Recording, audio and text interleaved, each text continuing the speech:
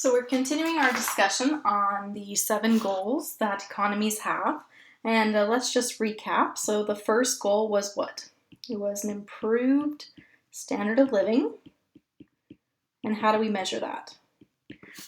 Real GNI per capita, Human Development Index, education rate, poverty rate, right? Those are all choices for measuring our access to goods and services that make our life better. The second goal was what? It was economic growth. And how do we measure economic growth? We measured it with real GDP per capita. Okay. And then our third goal was what? It was full employment. And how do we know if we're at full employment? We have an unemployment rate between 4 and 6.4%, right? Because we always have some frictional or structural unemployment. Which brings us to goal number 4, which is stable prices. So when we talk about stable prices, we're looking at how the price of goods and services change over time. If prices go up, we have what is called inflation. If prices go down, we have what are called deflation. Okay. Now, when we look at our goal of stable prices, we don't want too much change in price.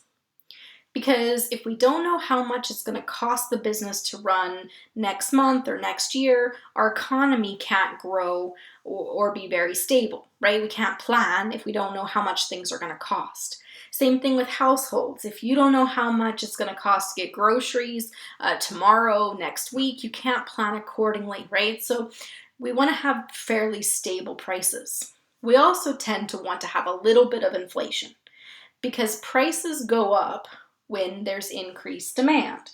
So if this is demand for a good and this is supply for a good, okay, then it is when the quantity that customers are willing to buy is equal to the quantity that businesses are willing to sell. That's what determines the price in the market. When there's an increase in demand, so customers want to buy more goods and services, that increase in demand means that at the current price, customers want more than businesses have available, which creates a temporary shortage. Businesses go, okay, well, they want to buy more stuff, we're willing to make more, but we're going to charge more for it, right? Because the customers are willing to pay for it because that shortage means they're fighting each other for your product. So an increase in demand makes prices go up. So we're okay with a little bit of inflation because it means our economy is growing, right? Demand is up, people want more goods and services. But we don't want to have too much inflation because then we can't plan for the future. Households can't buy the things they need. Businesses, it costs them more to make things. So we want to be fairly stable, but we want a little bit of inflation. So we need to be able to measure inflation. So what is inflation? Well, inflation is a measure of how much those prices are changing. And we measure inflation with the Consumer Price Index. So the Consumer Price Index is a basket of goods that the typical Canadian household buys. So basket of goods, typical Canadian household consumes. And we're going to look this semester at what is in that basket of goods, and we'll look at that CPI measurement across provinces and across the country. So essentially, we're looking at this weighted average of the prices of all the goods that the typical household consumes. Okay, so we're looking at that change in the prices of these goods. Okay. All right, so we want to know if it's costing us more to buy our goods and services. Well, what if we are having inflation or deflation? What do we do about it? Well, we can change the amount of inflation or deflation using monetary policy and or fiscal policy. So monetary policy is done by the Bank of Canada. That's our central bank. If you're in the US, it's done by the Federal Reserve. Okay. The head of the Bank of Canada is a gentleman named Stephen Pawlitz. Okay. The Federal Reserve in the US is currently led by a gentleman named Jerome Powell. So the Bank of Canada does monetary policy. That is, they change the amount of money in circulation, so the money supply, and they change interest rates. Okay. So we're going to be looking more into monetary policy and how it works this semester. What interest rates does the Bank of Canada change? How does that change the amount of inflation? How does that change the economy? Okay. We're also going to be looking this semester at fiscal policy. So fiscal policy is what the government does. Fiscal policy can be done at a municipal level, so your city can decide on fiscal policy, your province, as well as on a national level. So when we talk about fiscal policy, we're talking about changing taxation and spending. So if our economy is currently experiencing deflation, prices are falling, it's likely because we're in a recession and demand for our goods and services is down, causing prices to fall. In which case, we can stimulate the economy and that'll get prices back up and get the economy back growing. So ways you could do this is you could lower taxes so people have more cash to spend. The government can be the one spending. Okay, they create jobs, put cash in people's pockets, that gets demand for goods and services up. You can increase the money supply, so it's easy to borrow money. That'll get people buying houses and cars and get demand back up. We can change the amount of money in circulation. We can change the rates at which you borrow. So all of these are ways to change what's happening with prices. We can slow down the economy, reverse the inflation if it's too much, by raising taxes, spending less, raising interest rates. So we can use monetary and fiscal policy to get demand up, make prices go up, or to get demand down and make prices go down. So we'll be looking at that this semester. Okay. So challenges, of course, with focusing on stable prices is 1, the relationship between inflation and interest rates, and 2, the relationship between inflation and unemployment. So let's look at these one at a time. All right, let's talk about inflation and interest rates. So if we have inflation, if prices are going up, now let's suppose that you're a bank, okay? Or maybe not a bank, maybe you're just lending money to a family member, okay? If you lend, let's say you lend me $100. If you lend me $100, you're going to charge me interest, right? And that interest is to compensate you for the fact that you are without money for a period of time. It's also so that you, when I give you the money back, the $100 you loan me, plus interest, you want to make sure the money you get back bought what. So, for example, if you lend me $100 and a month later I give you back $100, you are worse off if $100 doesn't buy, used to buy a month ago, right? If we've had inflation, your $100 doesn't go as far. Sure, when I give you the $100 back, you can still buy what you did before you loan me money, interest, and I pay you $100 plus some to make up for the fact that it doesn't buy what it used to. So now you can buy the same stuff with your money. So inflation, if prices go up, then likely we expect there to be more inflation. In which case, we charge more interest, okay? Because we want to make sure when the person who borrows our money gives it back to us, we can still buy the same stuff we bought before, expensive. So there's this relationship between inflation and interest rates. We said before that if you want to slow down the economy, right, so you can use interest rates as part of your money, and if you want to slow down too much, you could increase interest rates so people would borrow less and to make the interest rate go up. Then demand for goods would decrease, prices go down. So we can see here that interest rates get changed as part of monetary policy to fight inflation or deflation, but they're also tied to what's happening with make sure that we can buy what we bought before if we're the lender. When you start to have inflation, it's going to change the interest rates automatically, separate from what you're doing with your monetary policy. Prices go up, that makes interest rates go up, and of course we can make interest rates go up even more to help go down. So we'll talk more about this later this semester if you're finding this confusing, but at the moment all you need to know is that when inflation changes, so does interest deeper later. And the second difficulty with trying to get stable prices is that there's a relationship between inflation, and you already know this, you know how to illustrate this, right? We look at how a change in unemployment changes the inflation rate. And what do we call this graph? We call it the Phillips curve. And it says when the unemployment rate is high, inflation will be low. And when the unemployment rate is low, inflation will be high. Simultaneously achieve full employment and stable prices, because if you want a rate be low, everybody has a job who wants one, then you're going to cause prices. So let's look at what's been happening with our prices over time. All right, so ignore this first decrease in price. Currency, we were on the gold standard, we got off. Revaluing that currency impacted inflation.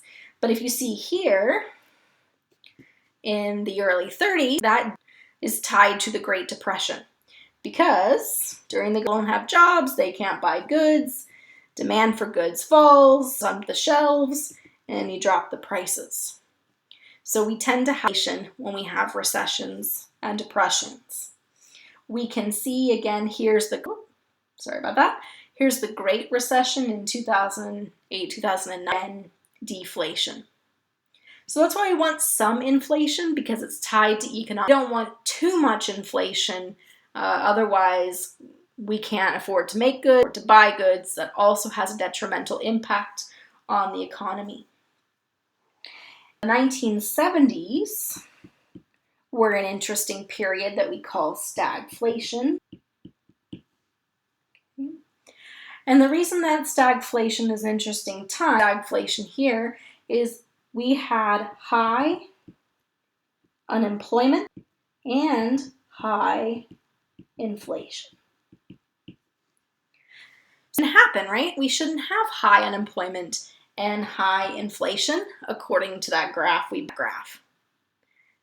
Phillips curve. So according to the Phillips curve, we should not have high unemployment, high inflation. When the unemployment rate goes up, you should have low prices. Here and here. Unemployment rate goes up, prices fall. But in the 1970s, we saw high unemployment and high inflation. And in fact, we didn't know what to do with this, right? This period of stagflation. Well, let's talk about that period of stagflation. Well, in the 1970s, we had a supply shock. Okay, and just before I get into that, I'll just go back a couple slides if I can, so I have high unemployment as well. So here is 70s, and then if we go back on our graph, high inflation as well. Okay, so we have high unemployment, high inflation. Well, why did this happen? So what happened is there was a decrease in the supply of oil. So the Organization of Petroleum Countries, OPEC. Okay, so these are countries like Saudi Arabia, produce less oil. So there's a decrease in the supply of oil globally. It's a decrease in the supply of something. So here's demand, here's supply. If we see a supply, what happens to prices? Well, it makes prices go up. So the supply of oil caused the price of oil to go up. Well, the challenge is oil isn't everything, right? If you need an apple at a grocery store, it took gas to the grocery store. So oil prices impact the price of apples. If we're looking at Tupperware, plastics, they're all made from oil, which means that if it costs more, if the price of oil goes up, the price of oil goes up, price of all, everything got a lot more expensive, okay? And when everything gets a lot more, what happens? Well, people can't afford the goods, so they bought less. And if they're buying less goods, do businesses need to make as many goods? No, so then people were laid off. People didn't have jobs, had less income, right? This should cause wages to go down. It should cause prices should fall if people are buying less stuff. If the unemployment rate is high, products should go on sale and prices should go down. So that's what we should. However, that's not what happened. So what we see instead is that things were very expensive. Goods were very high. People could not afford to buy them, and businesses could not afford to keep all their work. So what do we do about it? Well, one of the things that we did is we said, okay, let's create. Well, what's the purpose of minimum wage? The purpose of minimum wage, make sure that everyone is making enough money so they can buy the basic necessities. So we're trying to make wages go up so people can buy what they need. Well, if you does that create more jobs? Well, having trouble affording the workers they had because the cost to produce had increased. Wage made unemployment go even higher. Help if you didn't have a job, right? And businesses couldn't afford that increased expense, already very expensive. The other thing that we did is we instituted minimum wage, which is a price. The other thing we did is that we increased the money supply. So if we have more cash in circulation, then business to have more money to pay workers, people have more money in their pocket. That should get demand up, and that should get the economy better. If people have access to more money, because they can borrow cheap, increases the money supply, what that does is that increases in services. Well, when you increase the demand for goods and services, what does that do to the price? It makes it go up. Well, the challenge with stagflation is we didn't want up, we wanted the price to go down. And so we had this period in the 70s where and high inflation, and everything we kept doing to try to fix the problem, like wage, increase the amount of money in circulation, all just made it worse. And that's because the attempts we were making to fix the problem were all demand side approaches. We were all trying to get it so that people would buy more goods and services. But the problem was a supply side issue. Because costs had gone up, that was driving up the inflation, and because we weren't making as many goods, selling as many goods, we didn't need as many workers, causing the high unemployment. So the 1970s is an interesting period of high unemployment and high inflation. Otherwise, we tend to see that Phillips curve relationship like you see in the recessions of 2008, 2009, and the Great Depression. So where do we currently stand in terms of inflation? How much are prices increasing right now?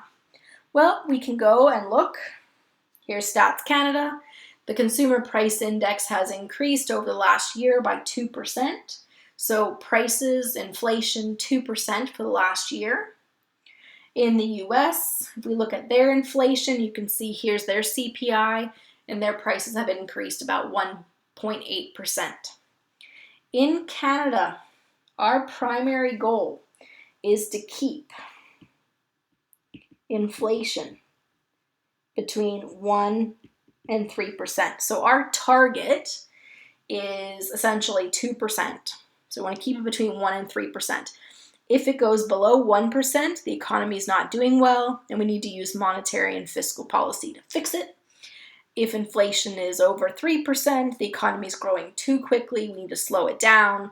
We use monetary and fiscal policy to slow it down. So in Canada, we want to keep inflation between 1 and 3%. And this really has been our goal since about 1993. We've been targeting to keep it between that 1 and 3%. Well, how does that compare to other countries? So in 2017, we had an inflation rate of 1.6%. Okay. Compare that to the 0.3% we had in 2009 as part of that Great Recession. You can see other countries. So Venezuela, their inflation rate is currently over 1,000%. We actually have no idea how much it is because they've stopped recording and keeping track of how much inflation they have. And if you check out the other videos in this level, we look more at Venezuela and why they're having so much inflation. Another one to look at is Zimbabwe. So in Zimbabwe's inflation is currently about 1%. But in 2008, their inflation rate was about 15 billion%. So check out the videos in this level that talk about Zimbabwe and their hyperinflation.